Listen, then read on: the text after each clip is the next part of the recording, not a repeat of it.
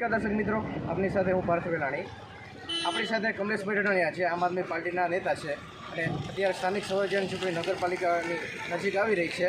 તો અત્યારે આમ આદમી પાર્ટી દ્વારા કેવી તૈયારી કરવામાં આવી રહી છે અને જે ખાસ તો હળવદ નગરપાલિકામાં સૌપ્રથમવાર આમ આદમી પાર્ટી ચૂંટણી લડવા માટે જઈ રહી છે, તો કેવી તૈયારી હાલ જે નેતાઓ કરી રહ્યા છે અને મતદારોને રીઝવવા માટે એક એવો પ્રતિસાદ મળી રહ્યો છે. તો શું કહેશો કમલેશભાઈ? અત્યારે સૌ પ્રથમ તો આમ આદમી પાર્ટી સહિત હળવદ નગરપાલિકાની ચૂંટણીની અંદર 75 ઉમેદવારોના ફોર્મ ભરાયા છે. સૌ ઉમેદવારોને ફોર્મ ભરવા બદલ અભિનંદન.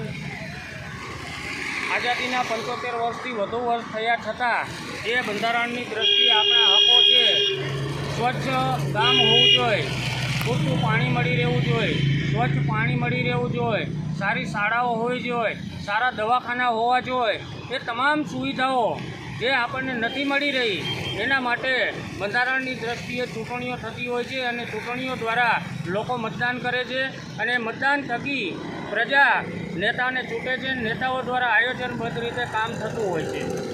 તો હળવદ નગરપાલિકાની ચૂંટણી આમ આદમી પાર્ટી સૌ પ્રથમ વખત લડી રહી છે, ત્યારે હળવદની જનતાને અને હળવદ શહેર તેમજ ગ્રામ્ય તમામ લોકો હળવદની અંદર ખરીદી કરવા માટે આવતા હોય છે. તો સૌ લોકોની નજર હોય છે કે શહેરની અંદર સારી સુવિધા હોવી જોઈએ, કારણ કે લોકોની અવરજવર સૌથી વધુ હોય છે. છતાં પણ હજી સુધી જે આપણા મૂળભૂત જરૂરિયાતો છે તે સંતોષી શક્યા નથી. તો આમ આદમી પાર્ટી દિલ્હીની અંદર ચોથી વખત સરકાર બનાવવા જઈ રહી છે અને હળવદ નગરપાલિકાની અંદર સૌ પ્રથમ વખત ચૂંટણી લડવા જઈ રહી છે, ત્યારે હળવદની જનતાને અપીલ છે અમારી કે જે તમને કામ કરી શકે એવા નેતા લાગતા હોય એવાને મત આપવો જોઈએ.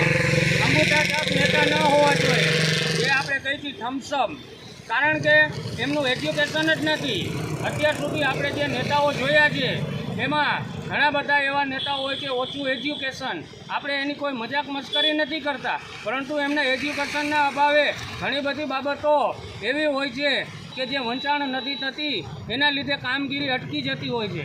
હવે 21મી સદીના ટેકનોલોજીના યુગની અંદર એવું ઈચ્છી રહ્યા છે લોકો કે સારા નેતાઓ આવે, યુવા નેતાઓ આવે, યુવા વર્ગ દેશનું નેતૃત્વ કરે, રાજ્યનું નેતૃત્વ કરે, જિલ્લાનું નેતૃત્વ કરે, ગામનું કે શહેરનું નેતૃત્વ કરે. તો આમ આદમી પાર્ટી હળવદથી માંડી અને છેક દિલ્હી સુધી યુવાઓને ચાન્સ આપે છે અને અમે પણ 12 ઉમેદવાર ઉતાર્યા છે આમ આદમી પાર્ટીએ. તો આમ આદમી પાર્ટી પણ 12 ઉમેદવારો યુવા, વેપારી, ખેડૂત વગેરે બધાને સમન્વય કરી અને અમે 12 ઉમેદવાર ઉતાર્યા છે. તો આ 12 ઉમેદવાર તમે જે ઉતારેલા છે તેમાં વધુમાં વધુ તમને કેટલી લીડ મળી શકે, શું લાગી રહ્યું છે? અમે જનતા ઈચ્છી રહી છે કે બદલાવ આવવો જોઈએ, પરિવર્તન આવવું જોઈએ. પરિવર્તન છે એ સંસારનો નિયમ છે. જો પરિવર્તન નહીં થાય તો આપણે પાછળ જોઈએ છીએ. દેખાડો કેમેરામેન, દ્રશ્ય બતાવો. જો પરિવર્તન નહીં થાય તો આ જ હાલત રહેવાની છે. ને ખાસ તો જે કમલેશભાઈ અત્યારે રોડ જે બનાવવામાં આવતા હોય છે હળવદમાં, ગટરો 95 કરોડના ખર્ચે જે બનાવવામાં આવી, તો એ મહિનામાં તૂટી જતા હોય છે.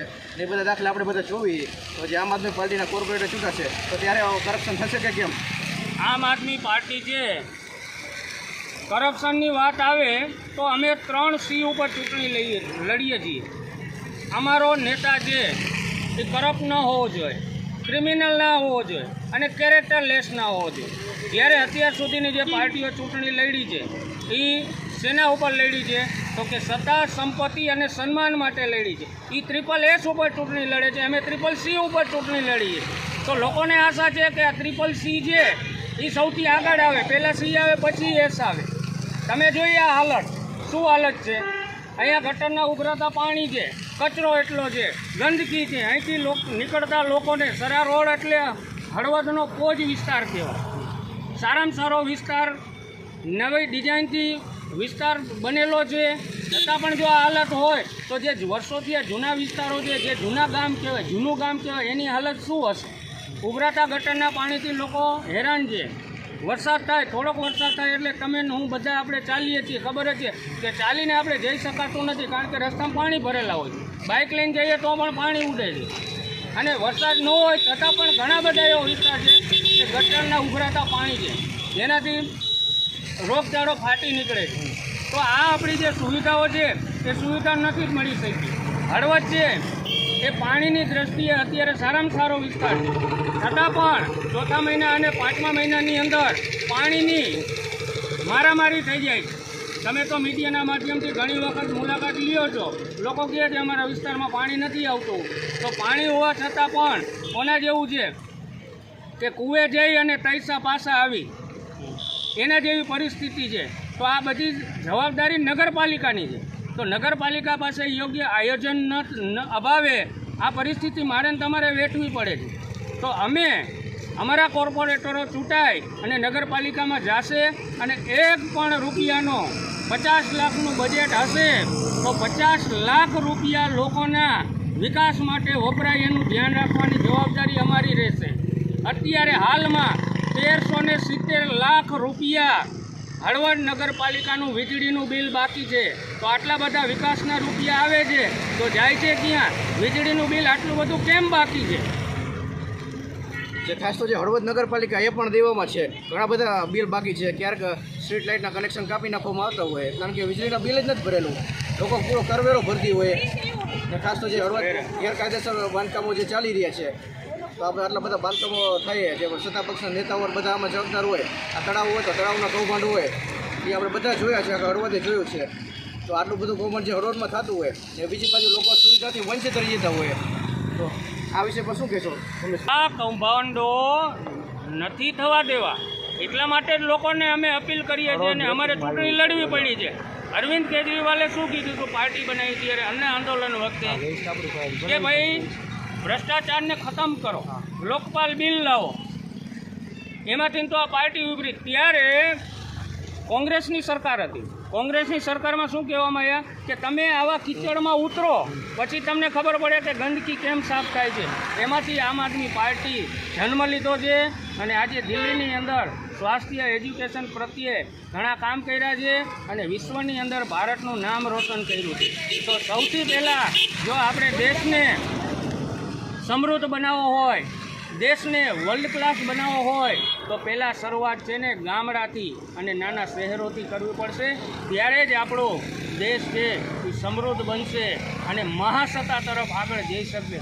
આવી ગંદકી ફેલાતી હોય, પૂરતું પાણી ન મળતું હોય, મફત શિક્ષણ ન મળતું હોય, મફત સારવાર ન મળતી હોય તો આપણે દેશને વિકસિત કેવી રીતે બનાવી શકીએ?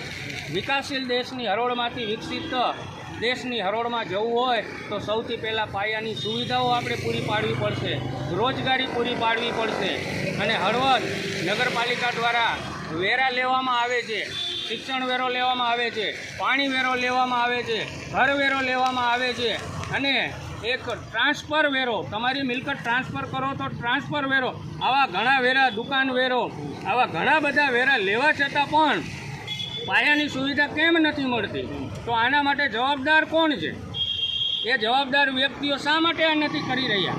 તો એ નથી કરતા એટલા માટે જ આમ આદમી પાર્ટી છે એ ગંદકીને સાફ કરવા માટે થઈ અને આ નગરપાલિકાની ચૂંટણીની અંદર 12 ઉમેદવારો ઉતાર્યા છે અને 12 ઉમેદવારો અમારા જીતીને નગરપાલિકામાં જઈ અને જે આ કામ પેન્ડિંગ પડ્યા છે, જનતાને જે સુવિધા નથી મળી રહી એ સુવિધા અપાવવા માટેની ગંદકી જે ભરાયેલી છે એ બધાને સાફ કરવાનું કામ કરશે.